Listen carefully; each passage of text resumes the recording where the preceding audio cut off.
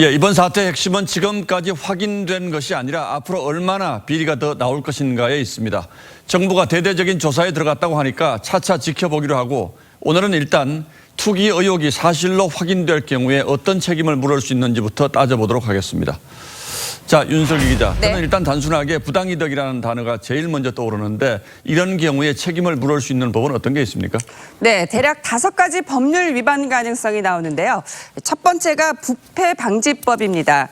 공직자가 업무상 비밀을 이용해 이 재산상 이익을 취할 경우 7년 이하 징역 등에 처한다고 돼 있습니다. LH, 즉 한국토지주택공사법에도 임직원은 미공개 정보를 이용해 공사가 공급하는 주택이나 토지 등을 자기나 제3자가 공급받게 해선 안 된다. 위반 시 5년 이하 징역 등에 처한다고 했습니다. 이 밖에도 공공주택특별법 등의 위반 가능성이 제기되죠. 그러니까 법이 없어서 처벌 못하지는 않겠군요. 하지만 여론재판이 돼서는 안 되고 이런 경우에도 분명히 범죄 혐의를 확인해야 하지 않겠습니까? 그러기 위해선 직원들이 이 미공개 정보와 업무상 알게 된 비밀을 활용해 토지를 매입한 게 입증돼야 합니다. 이는 반대로 이 정보가 이미 공개적으로 알려져 있었고 또 직원들이 관련 업무를 하지 않았다면 처벌이 힘들 수도 있다는 얘기죠. 사실 이번 경우도 이런 우려가 있는 거죠? 맞습니다. 광명시흥이 3기 신도시로 공식 발표된 건 지난달이지만 사실 이곳은 2010년 보금자리 주택지구로 지정된 적이 있습니다. 자금난 등으로 5년 뒤 지정이 해제됐지만 10년째 유력한 개발 후보지로 꼽혀온 건 사실이죠. 예. 이 때문에 미공개 정보로 보기 어려울 수 있다는 지적도 나옵니다. 또 다수 직원들의 업무가 이 신도시 지정이 아닌 보상이란 점도 쟁점으로 꼽히는데요. 관련해서 법조계 의견 들어보시죠. 정확히 그 업무를 담당한 건 아니지만 한 곳에만 보직을 계속 머무르는 게 아니라 사실 내부 정보는 공유가 될 수밖에 없잖아요.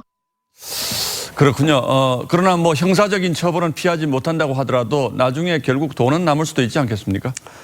부패방지법엔 공직자가 불법으로 얻은 재산상 이익을 몰수한다는 규정이 있는데요.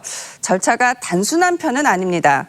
보시다시피 먼저 7년 이하 징역 등의 처벌을 받아야 하고 이를 충족해야지만 이 재산상 이익을 몰수할 수 있게 돼 있죠. 자, 그럼 다시 원론으로 돌아가서 이 땅을 산 직원들이 정말로 내부 정보 없이 땅을 샀을 가능성 이건 없을까요? 그럴 가능성은 매우 희박하다는 게 부동산과 법조계 관계자들의 공통된 의견입니다. 변창흠 장관이 언론 인터뷰에서 신도시 개발이 안 될 줄 알고 땅을 샀는데 갑자기 신도시로 지정됐을 수도 있다고 했는데요. 상식적으로도 전혀 앞뒤가 맞지 않는 말이죠.